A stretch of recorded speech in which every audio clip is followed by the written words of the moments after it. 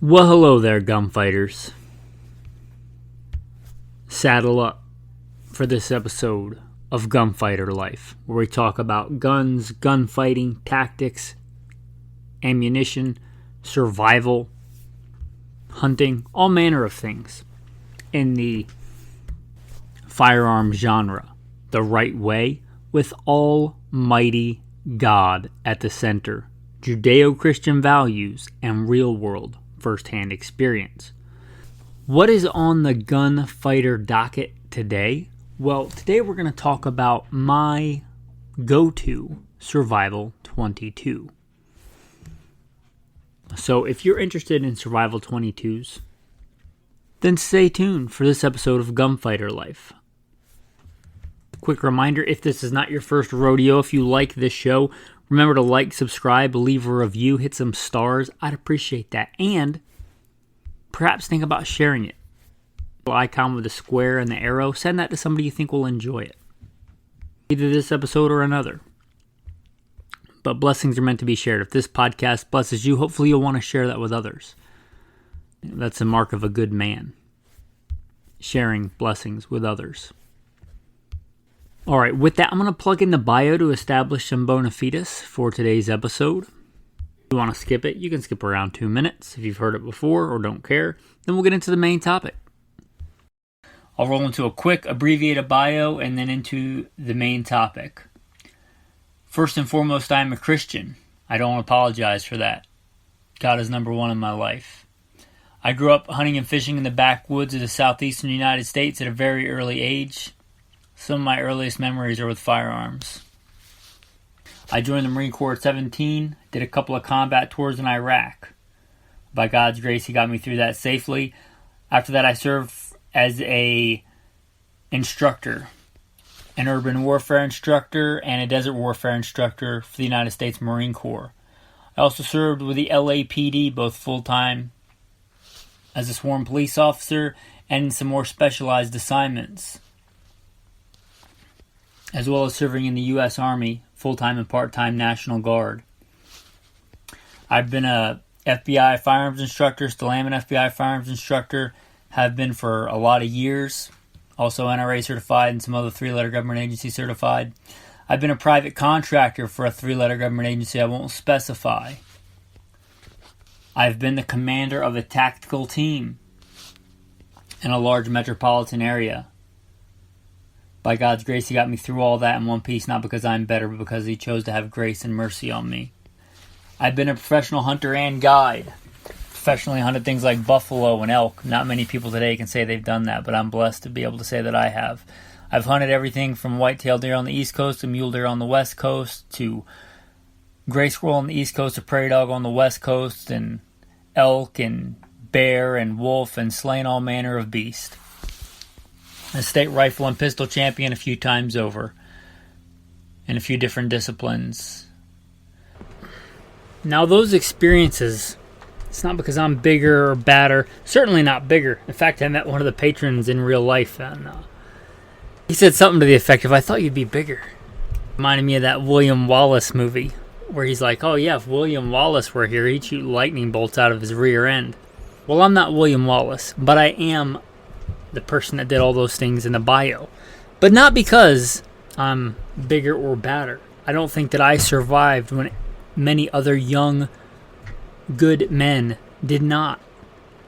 I give all the glory and all the credit to God. All the talents and experiences that He's given me and the things that He's let me live through, I hope to use them to glorify God and to help you today. So if I boast in anything, it's not in my strength. It's in that God had mercy on me and saved me because He had a purpose for me. And hopefully I can use those talents, skills, and abilities to serve you today. So, where to start with this episode on Go-To Survival 22s? Many of you may know that recently several of our guns were stolen. Meaning my wife and I's, we're married, so one flesh, but some of our guns were stolen. One of those guns that was taken was my Go-To Survival 22. And not just that, but all the stuff that went with it, all the kit that I had prepared for it, all the ammunition that went with it, not just that gun, but a bunch of other ammunition and things So it was gone. It was no more go-to Survival 22.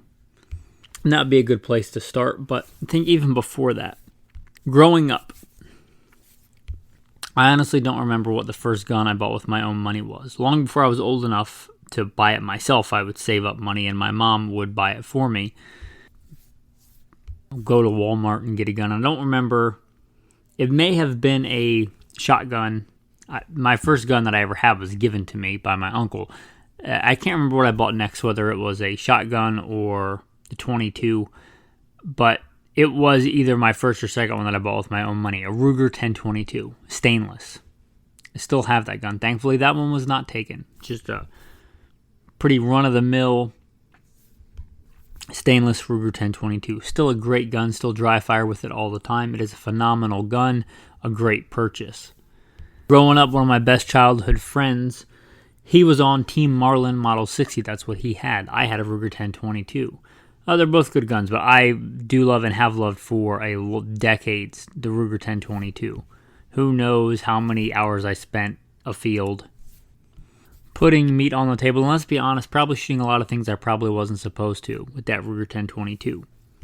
Well, a lot of years later, when I was after I got out of the Marine Corps and after trying to get back into the preparedness survival kind of mindset, I wanted a go-to Survival 22, and I don't think it was when it first came out, but they were still pretty new, the Ruger Takedown 1022.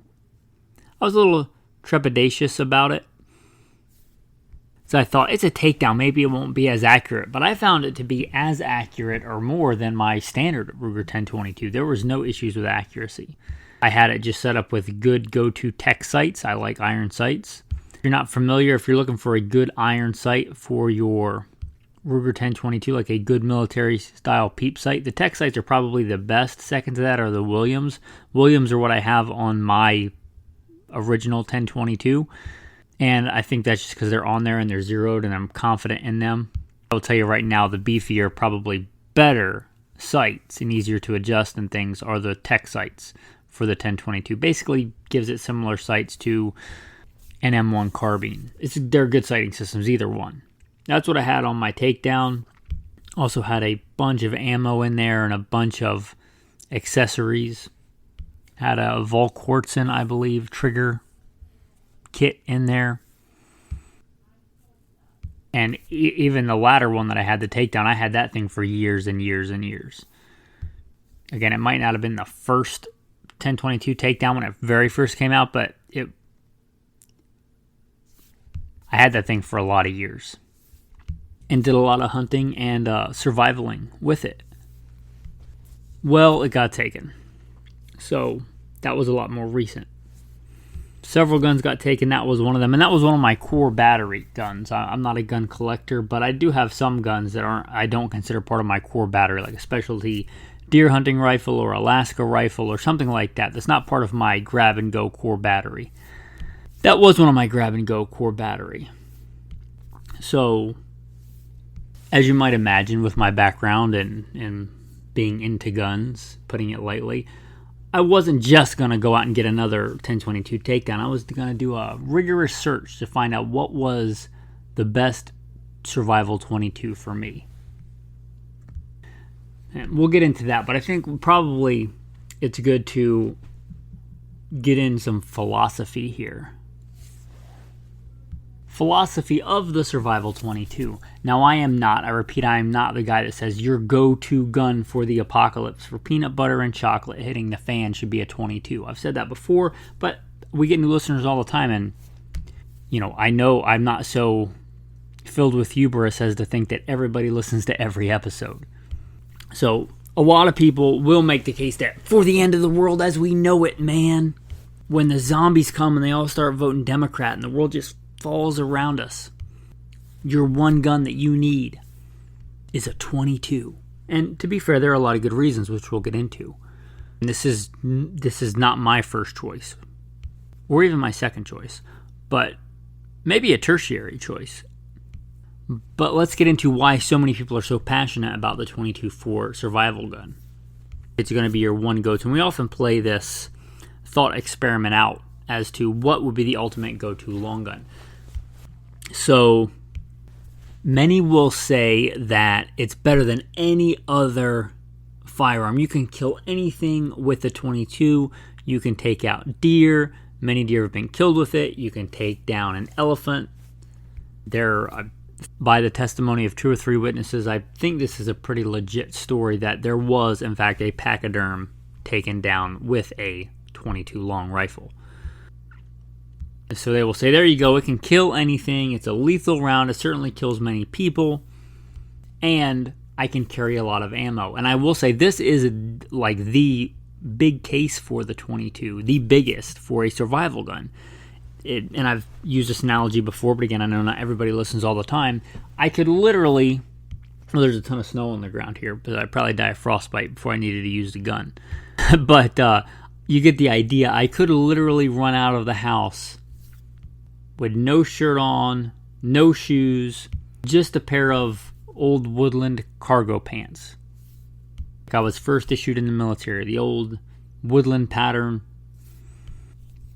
camo pants with a 10-22 in my hands, or pick your survival 22, and 2 cargo pockets full of ammo. I could probably carry 1,000 rounds of ammo, and if I was judicious, that could last me my entire adult life, running out into the apocalypse in a pair of cargo pants, shirtless, and have enough ammo.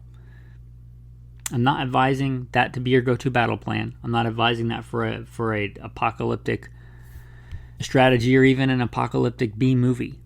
But it proves the point that you can carry a lot of ammo. You introduce even a very small pack to that, and you could easily carry enough ammo for the rest of your life.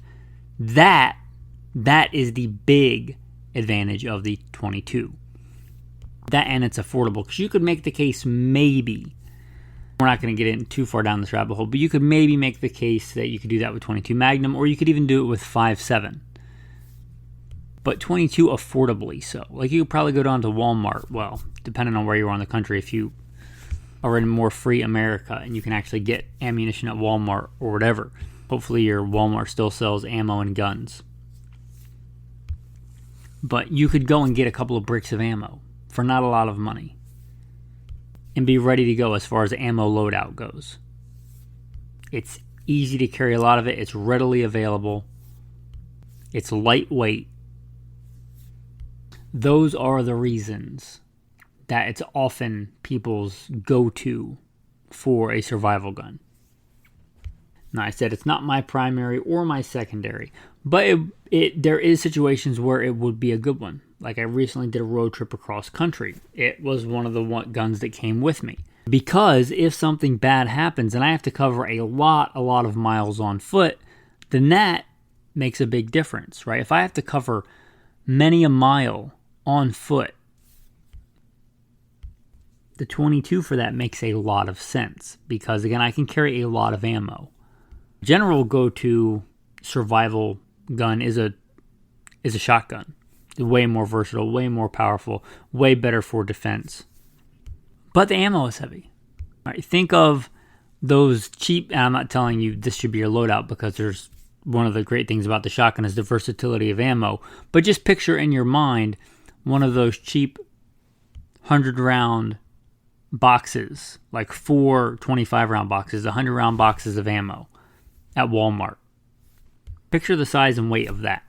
And then picture if you took those 4 smaller boxes out of the big box and then dumped 22 long rifle in there, how many rounds you could fit in there.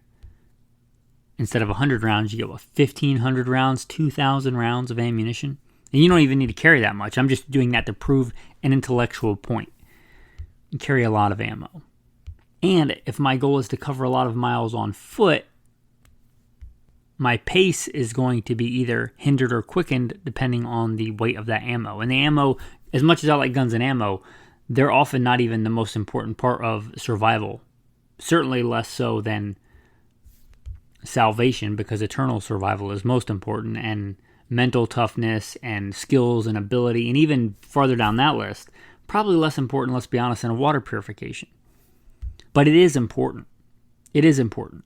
And it's one more thing that you have to carry.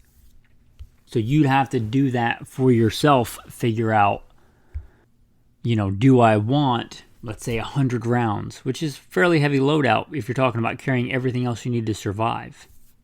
Do I want 100 rounds of very versatile mix and match shotgun ammo, or do I want 1,000 rounds of 22? And I'm not going to fault you either way. I'm just saying it is a big advantage to the 22.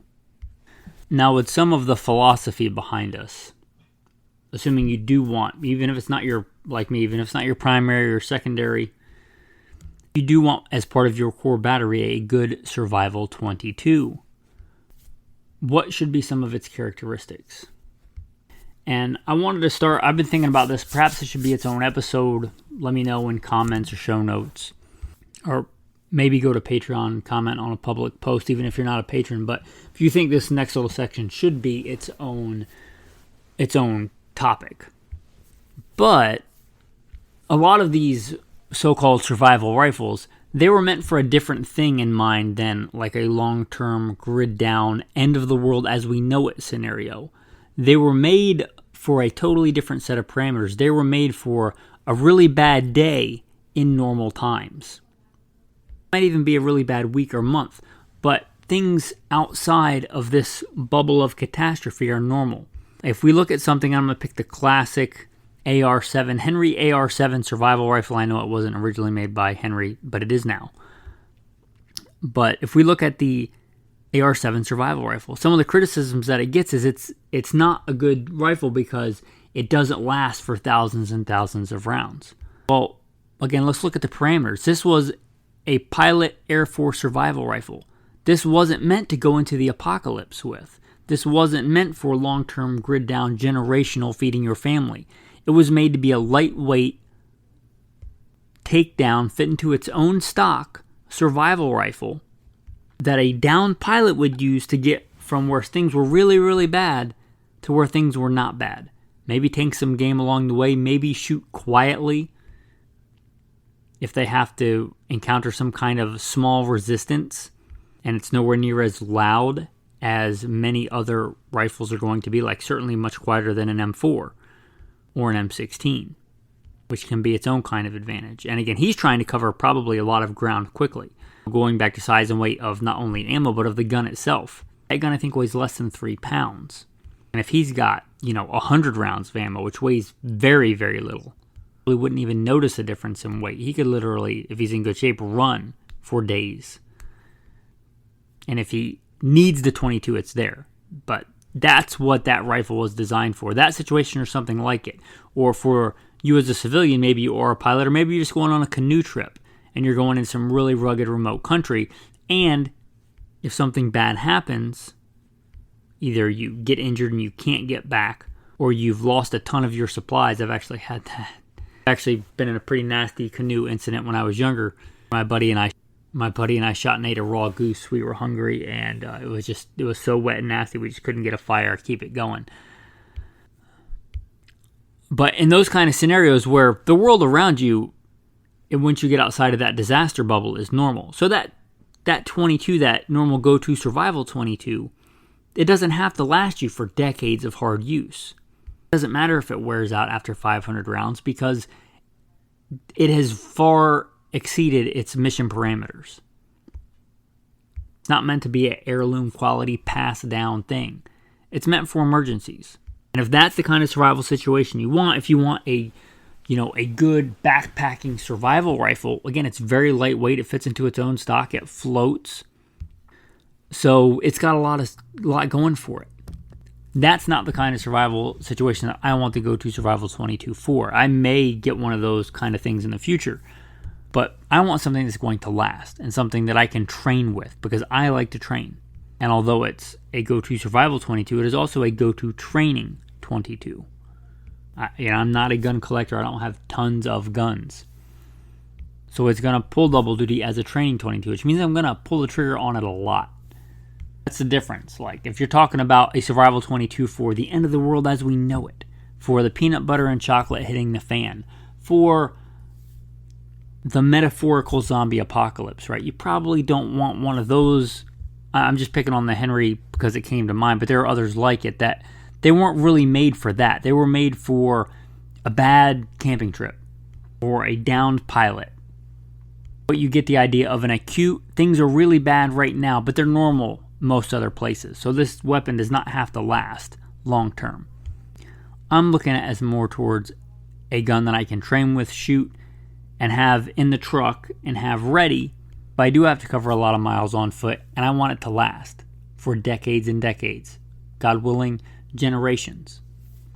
Those are my parameters. So just realize that. So I'm not talking about like the Henry or something like it for this kind of discussion. Those are kind of thought of as go-to survival 22s, but they're survival 22s for the acute situation. If that's your only long gun, I certainly don't want, for a lot of reasons, the Henry AR-7. Now, if it's for a bad canoe trip or a downed pilot, or I wasn't going out to survive in the wilderness, but I twisted my ankle and I'm stuck in the wilderness, or I got lost in the wilderness, and I was there to do other stuff, but now I can get food, yeah, for that, the Henry AR-7 is a phenomenal gun, and things like it. But not for what I was looking for, and not the survival that I have in mind. So just keep that in mind. If you have the other acute kind of survival situation in mind, you may look at more of those options. And I may do, again, if you think that's a good idea, let me know. Maybe I'll do an episode on the acute survival rifle. Not the end of the world as we know it, but I'm just having a really bad day, week, month. But things in the rest of the world are pretty normal. All right, now let's get back to options that I was considering. For this, I pretty much ruled off right off the bat any kind of single shot. I want a reasonable rate of fire. And there's those guys who are like, shot placement. One shot of 22 long rifle can take down an elephant. Okay, well, what about a charging rabid Honda Civic that I'm trying to take out because it's doing whatever? Or what if there are two meth addicts that want to kill me? Single shot 22 is not what I want in that scenario. What if there are four? What if I haven't eaten in a day or two and I come upon a ditch and there are several ducks sitting there? Again, I'm not talking about legalities. This is a survival situation. Fish and game laws don't even exist anymore. I haven't eaten. I'm super hungry. I come up on a ditch. Jumping ditches is a good way to waterfowl hunt. And I see several ducks. If I got the single shot, I get one duck and the rest fly away. And if that's a great shot, I shoot them right through the head like I did with that goose when my friend and I were younger and had a really bad... We look back on it fondly now, but it was rough. We get that waterfowl. Or I get that waterfowl. Let's say I have more people to feed. What if my wife and I've got that single shot? I get one duck. Let's say it's a small duck. Let's say it's like a wood duck. Right, whereas with something with a reasonable rate of fire, I could have, let's say, 2 or 3 ducks. That's even probably pushing it for a semi-auto. But I could have multiple ducks because I have a reasonable rate of fire. Or again, let's say that there's an ambush. We're talking about really bad times. People are desperate for food. Let's say I get ambushed by 3 or 4 people. I don't want a single shot 22.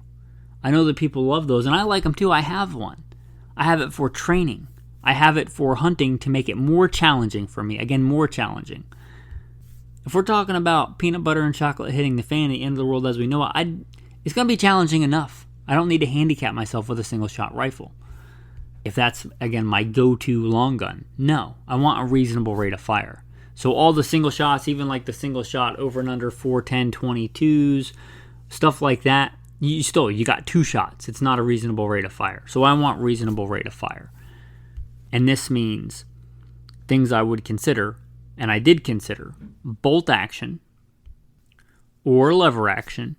I couldn't find any good modern, what I would consider reliable with a good reputation, pump actions, but if there was, I would have considered that. But the 2 most common of your manually operated are going to be lever action and bolt action. And of course, semi-auto. Semi-auto kind of being the standard. Also for me, because I live as a nomad and I travel all over, literally went, let's say at least over 2,000 miles in the last week. I live all over, and I like stainless steel. Again, this gun is to be used as well. It's not to be packed in cosmoline and put away in a pipe. It's to be used and trained with. I want stainless steel.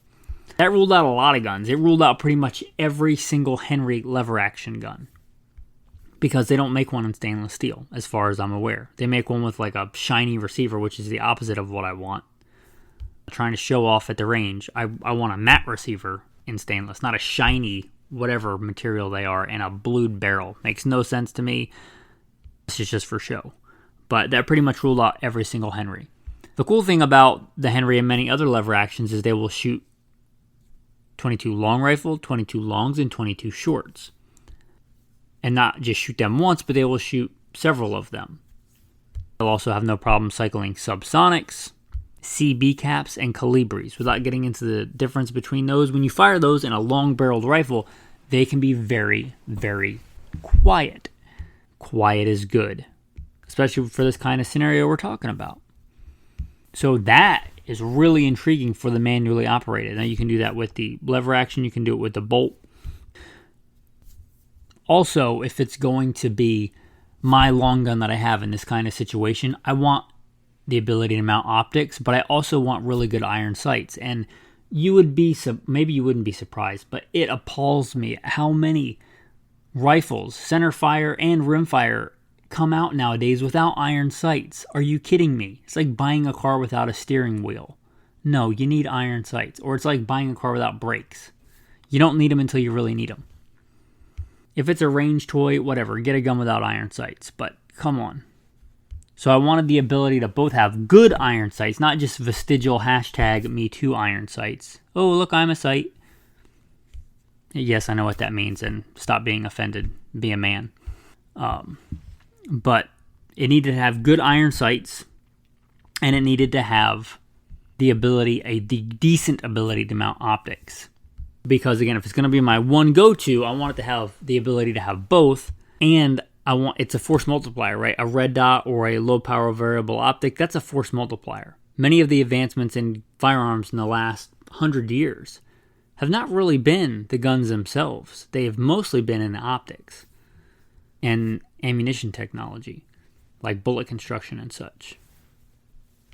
Yeah, maybe you say the last 50 years, because there were some pretty big advancements up into the assault rifle era. But the last 50 years for sure, most of the advancements have been in optics and bullet construction, bullet technology. So I want the ability to mount an optic, but I also want really good fallback iron sights. Well, going back to the lever actions, Schiappa is kind of a mixed bag. They're known for making some really good guns, and they're known for making some really not good guns.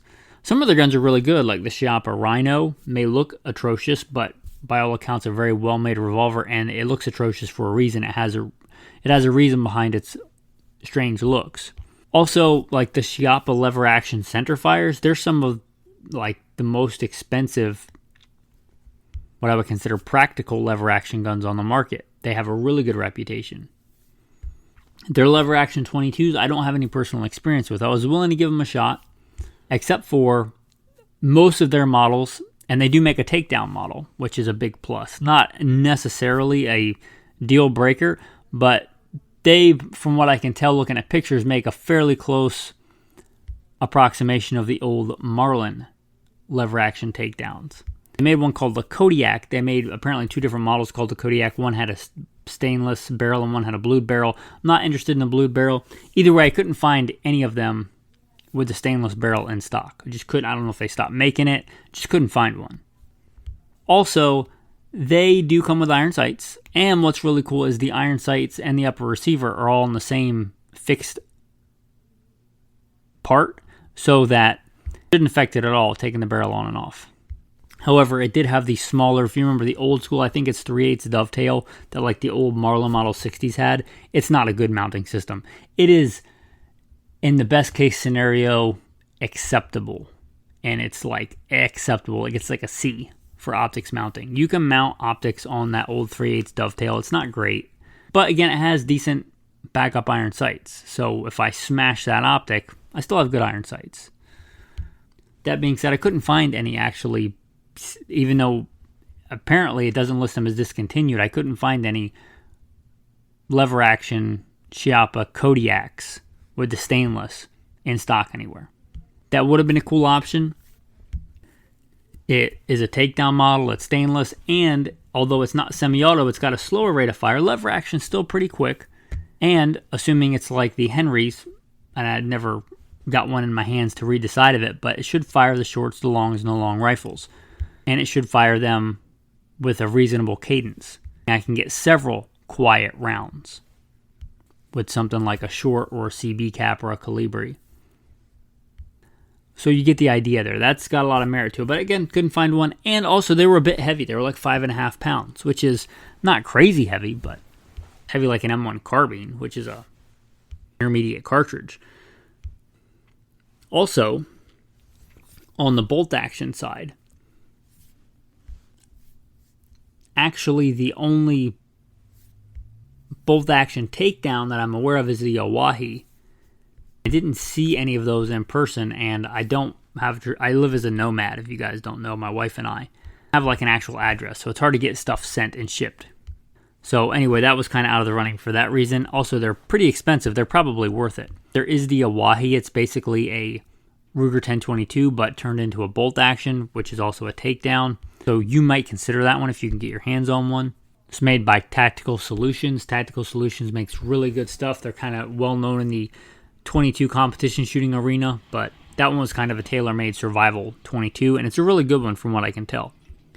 Now, on the other bolt action world,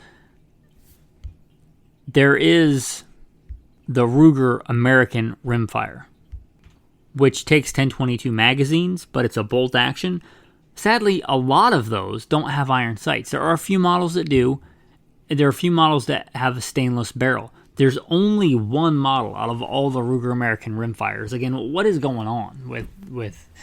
Anyway, I'll get off on that because a lot of people just get guns to go, I guess, shoot at an indoor range and plink and have fun. And this stuff doesn't matter to them. But the only one model that I could find had stainless and good iron sights. Only one. I either had to pick one or the other. You get like some slick barreled stainless gun, or you get iron sights on a blued barrel. It's just, anyway, that one model, I looked at it and I did consider it. That's why I'm mentioning it. It was in the running. It did have a wood stock, but on a 22, are you really super concerned about barrel harmonics for this kind of application? Probably not, and you could always bet it anyway. But they did make a model, stainless steel, iron sights, and I believe it takes the exact same mounting system as a Ruger 1022, which is a good one. For optics, it takes 1022 mags, which are phenomenal magazines. Kind of one of the things I think that made the 1022 so popular in the first place, that rotary magazine. Ruger, and I don't know why they don't do this, but obviously they make the Ruger 1022 takedown, the semi-auto. I don't know why they don't make, as far as I'm aware, they don't make a takedown bolt action Ruger American Rimfire. You would think that they would. It's not like either one of those concepts is new, either the takedown or the rimfire, the American Rimfire. But they, as far as I know, don't make one. Which is going to bring us to the 1022, the semi-auto. The semi-auto, granted, you can shoot those quieter rounds if you single load them. There is a technique to do that. Maybe one day I'll do a YouTube video on that where you can still shoot those other rounds quietly out of your 1022, but you only get one shot, at least reliably. You're probably going to get a malfunction after that because they're not. The thing about the semi-auto is the power of the cartridge cycles the machine. You need a pretty consistent amount of force. You can go a little bit lighter and a little bit faster, or a little bit heavier and a little bit slower, but in general you need the same amount of force to reciprocate that mass in the bolt.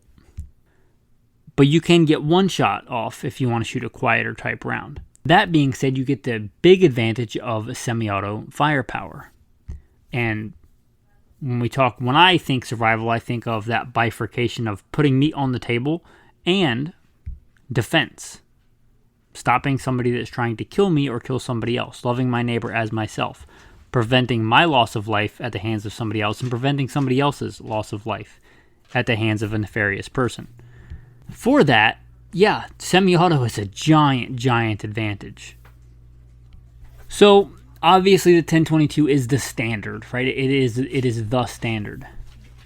You might even say it's the standard for all 22 rifles, but it's certainly the standard for semi-auto 22s. But I looked and I thought maybe I can get something better. I will mention briefly Tactical Solutions. They make several of the semi-auto versions of their rifle. And they are phenomenal. Again, couldn't find one, couldn't get my hands on one anywhere where I was. They also are quite expensive. I'm not saying they're not worth it. As far as other options that I looked at and seriously considered, I really looked at the Winchester Wildcat. There was so much I wanted to like about that rifle. It's a Winchester, but it's made in Turkey. And Turkey is the vast majority Muslim. And the vast majority of Muslims don't like Christians. Look at recent polls and how many of them supported the horrific attacks on Israel and killing civilians and doing unspeakable things to women and children. I don't want to support that with my money. It kind of saddens me that Winchester does, but a lot of guns are made in Turkey. That's fine. It was out of the running for me. You only look at it as far as the machine goes. It has a lot going for it, the Winchester Wildcat, but why would I get a semi-auto made in Turkey when I could get a semi-auto made in America? Or somewhere that is not filled with people that hate my Lord and Savior. Italy makes good guns. I'm not saying it has to be American, but if you can get an American option that's as good or better, so it would have to be significantly better in some way. But I did consider the Winchester Wildcat. I think as far as a machine goes, it's probably okay. But again, it's made in Turkey. Now, Savage does make they make several semi-autos. They do make some that take 22 Ruger 1022 magazines, which is kind of a plus. I didn't see any models that were stainless that had iron sights that took those kind of magazines. I just didn't see one. Maybe one exists. But, so where does that leave us? That leaves us basically with the Ruger 1022 takedown.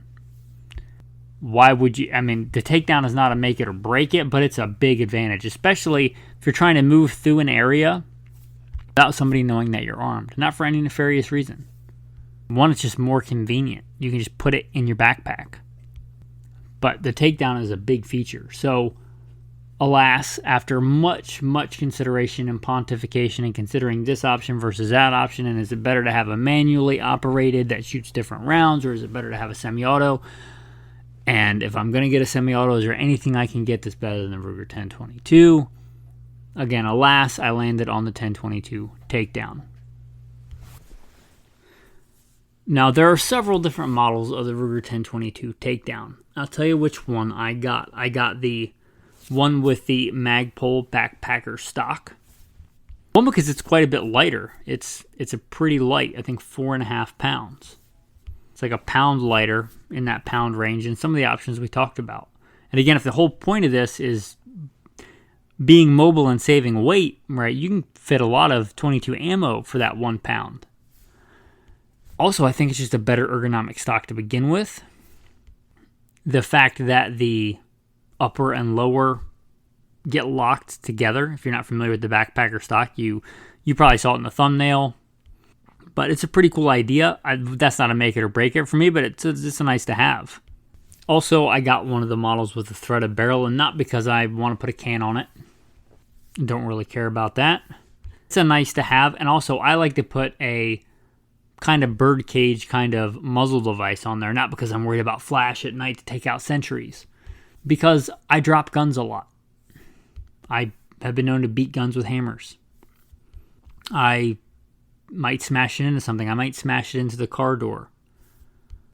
Whatever the reason is, those devices help protect the muzzle. That's the number one reason I want to thread a barrel. So I just put in like the Ruger stainless version, but like an A2 bird cage on it, like what would similar to something that would be on an AR-15, and not again because of any uber tactical thing, but because I want to protect the muzzle when I smash it into something. That is something that actually happens. I think if you use guns seriously and often and train with them, you're probably going to drop them. And dropping them on the muzzle, if you don't know the crown where the bullet exits, that rifling, that concentricity of the lands and the grooves is super important for potential accuracy. So really protect that. As a side note on that, don't use those cheap aluminum cleaning rods. You're probably doing more harm than good, like the 3-piece, screw together, where you can feel the joints in them and shove those back and forth into a barrel, especially hitting the crown. Just, you're probably better off not even cleaning it. But that crown is super important, so I like to protect it. That reason I got a muzzle device on there. I may change it because it's a little big for what it needs to be, but it does the job of protecting the muzzle.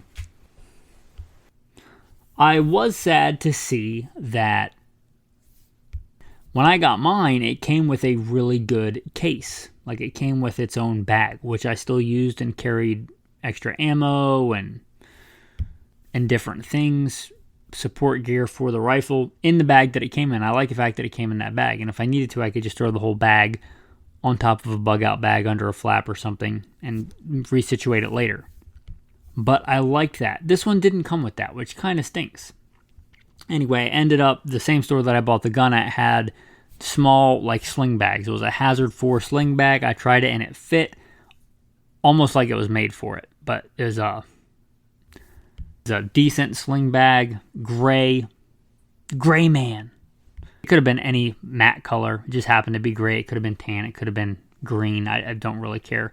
For the covert nature of this, I didn't really want like camo or multicam or anything. But it's just a gray sling bag. Wouldn't be out of place in a shopping mall. Wouldn't be out of place in a YMCA locker room. Wouldn't be out of place really anywhere. So, pretty nice takedown bag. Also, when I got it, sadly, it didn't have the traditional Ruger 1022 iron sights, which are pretty close to like a AK-47 style sight. Not the best sight, but a good, usable, decent sight. It had #MeToo sights. It had basically just a trench with a fiber optic cable in the back of it. Really bad for fine adjustments, really bad for any kind of decent, precise shooting. If you want to take it to the range and shoot at 25 yards at a can, then that's fine. Whatever. But again, I guess I've realized that's what most people do. Most people go to an indoor range and shoot at some giant target at 25 yards and like, oh, good, it's got sights. If you're for serious shooting, those sights were unacceptable to me. As such, going back to the hammer thing, I took a hammer to that gun and beat the old rear sight out of it and got a decent rear sight. The front sight was okay. And put a decent, usable, not just a vestigial, but a good, usable, decent rear sight for the back. Made sure those were all good and zeroed.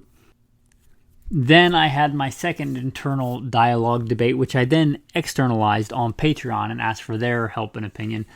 But I was then considering what kind of optical device do I want to mount on this thing.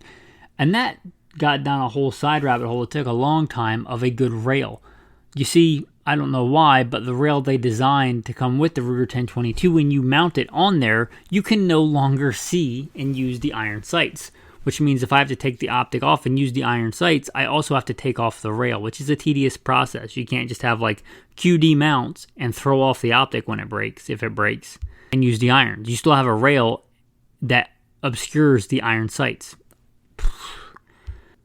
And I bought another rail that said, oh, you can co-witness with it. I bought it and you couldn't. I sent it back and I finally ended up with a rail that I could actually use the iron sights with the rail still in place.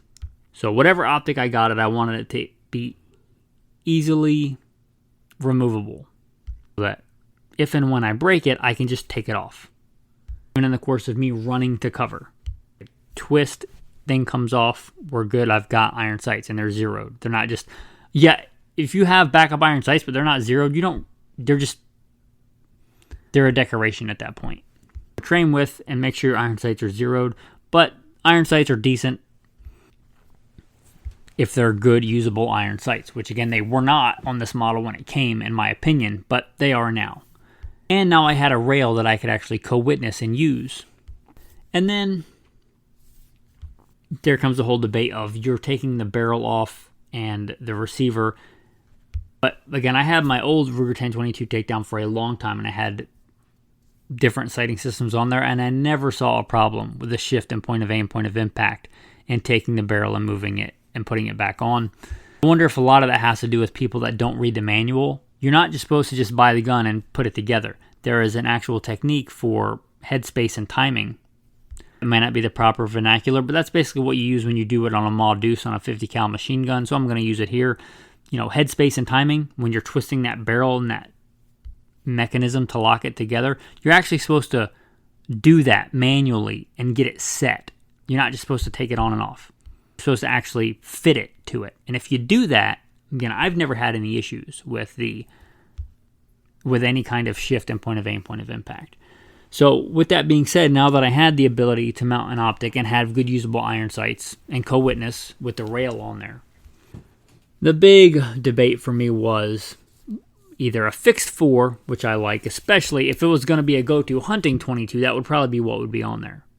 I like to hunt with just iron sights, mostly because I enjoy it, but to be honest, a fixed 4 is probably the best for a 22 for general purpose hunting.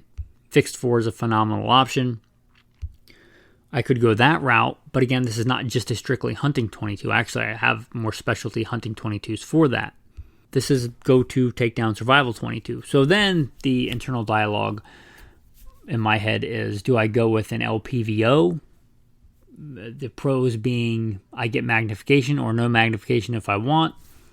But the cons are it's heavier, takes up more space and more weight, which is kind of one of the whole reasons of having the 22 in the first place, is it's lightweight. Or do I go with the red dot system? And more specifically, if I'm going lightweight, why not go with a pistol designed red dot, which if it'll stand up to the slamming back and forth of a pistol slide reciprocating at those high velocities, it should have no problem dealing with the 22. And do I do that and save on weight, giving up some precision? Probably as precise or maybe less precise than iron sights, but quite a bit faster, right? A red dot sight is one of the fastest sighting systems in all different lighting conditions. And to me, for right now, that's what's on there. I have an easily removable pistol. It's a Burris fast fire. And that thing is just so light and handy. Just when I've been training with it quite a bit. I waited to announce this, but until I trained with it, made sure it was good, reliable.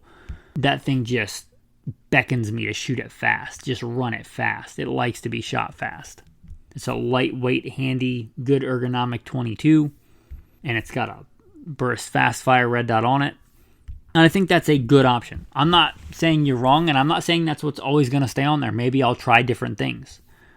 Just like my other one, I do like to live off grid. I do like to spend time out in the wilderness. I do like to actually go put food on the table with these things. It's not just a hypothetical pie in the sky thing for me. My old one, I would usually, when I was going out to survive and put food on the table in those kind of situations, I prefer a shotgun. But if I was going out to do other stuff and I might get stuck out there, there's a lot of good reason to take a 22, and this would be a good option. I may decide that in the future I want to put an LPVO on there. But for right now, it's got the Burris fast fire.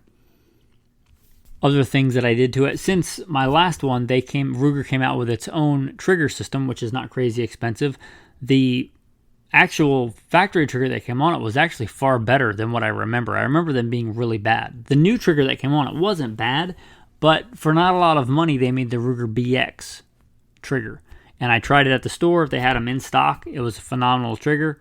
I remembered what a frustration it was to do a trigger job with the Volquarsen parts, which gave it my old one had a really good trigger pull, but it was kind of a pain. I just bought the Ruger BX. I have a spare entire trigger system. And most of the things that are going to go wrong in a 1022, and I have had broken 1022, it is a thing. Guns break if you shoot them a lot. Most of the small parts in that entire gun are going to be in that trigger system. So now I have an entire spare in the bag. Like, talk about line 1, line 2 support gear for the weapon. I have an entire other trigger system. It might not be as good a trigger pull, but it'll work. And all the spare parts, if I just need a spare spring for this thing or a spare retainer pin for that thing, it's all there, and it's all in the trigger system, and it's in the bag. So it's got the Ruger BX trigger. Also, I noticed when I was beating on it with a hammer that the barrel wiggled around, was easily pushed around in the forend, and that's not because I beat on it with a hammer. It was just like that. Most people may never even notice that, but I noticed it, so I figured why not bet it. You might think it's crazy to bet a Ruger 1022. Why not? I had the betting compound. Why not bet it? So I betted the forend so that it's much more solid in there. So now it's got a bedded forend. Also, I spray painted it because it was black, and I don't like black. Black is probably one of the worst, despite what you see on cheesy B tactical movies. Black is a horrible color. Almost nothing in nature is black. You're talking about like obsidian. And if it's nighttime, whatever dark color, whatever natural camo or colors you're wearing are going to be black anyway, because there's absence of light. That's how that works. I don't like black. So I put stripes on it. I made it a lot more tan, a lot more light, so that it blended in. And unless I'm forgetting something, that's basically the modifications that I've made to it. It's zeroed with a Gila Super Extra. I like that ammo. It's a good mix of affordability and shootability and terminal performance. I've used a Gila Super Extra for quite some time. It shot well out of that gun. The thing that it shoots really well that I have, not my main go-to, but I have some in there, is the CCI Stinger. The Gila Super Extra is pretty hot ammo, and I did test them, and they shoot really close. Not exactly if it's my go-to small game hunting or whatever, I'm going to use the Gila Super Extra, but I do keep some of the CCI Stingers in there as well. I have 4 magazines for it. The standard 10-round magazines. I have none of the higher capacity magazines, and not because I suddenly decided to vote for a donkey, but because in my experience in the past, I would rather have 10 good reliable rounds than even the Ruger factory bigger magazines tend to be less reliable. So I've got several factory 10-round magazines. Maybe in the future I'll get a high cap magazine if it's reliable and I decide to have confidence in it. But in the past, even the Ruger factory, higher capacity magazines were not very reliable. I've got several of those. I train with it, but somewhere between 500 and 750 rounds-ish in the bag that it goes with. I've got a Mora in there. I didn't want to turn this into a survival bag just yet. Maybe I will. Maybe I'll combine the baby bug out bag and the 1022 takedown into one bag. But for now, it's just basically the 1022 with some support gear. I would consider a decent game knife like a Mora part of that, but basically a pull-through bore snake.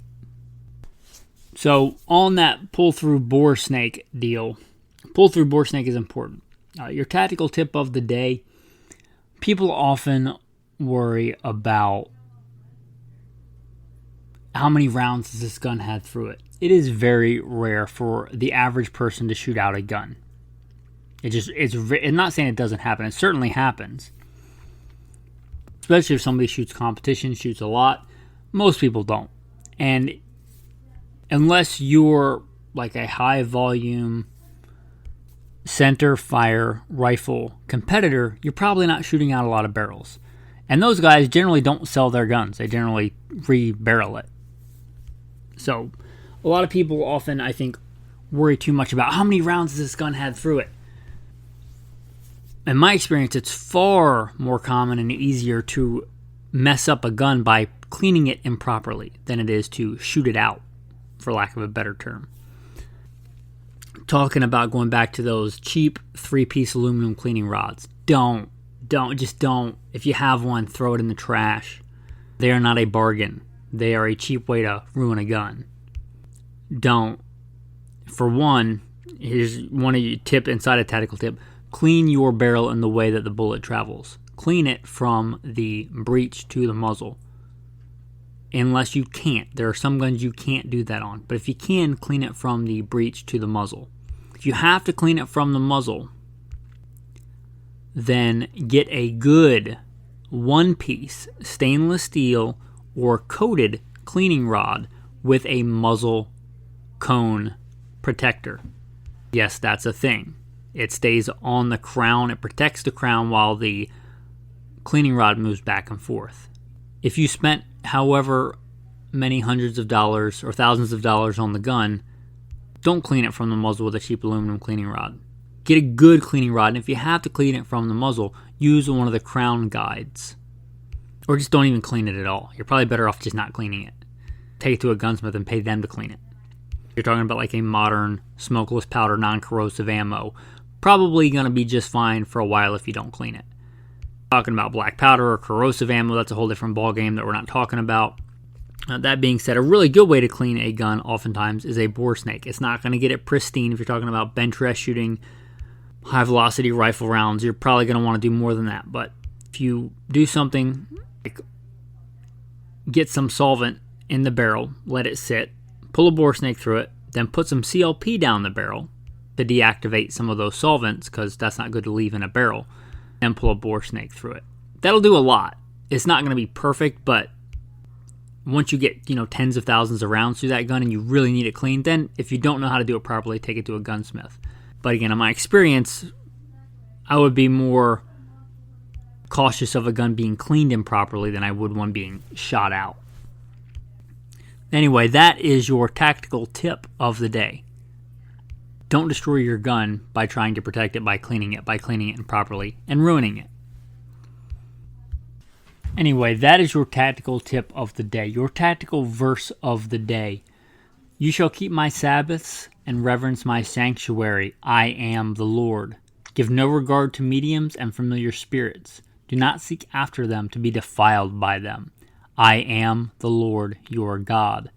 You shall rise before the gray-headed and honor the presence of an old man and fear your God. I am the Lord. If a stranger dwells with you in your land, you shall not mistreat him. The stranger who dwells among you shall be as one born among you, and you shall love him as yourself, for you were strangers in the land of Egypt. I am the Lord your God.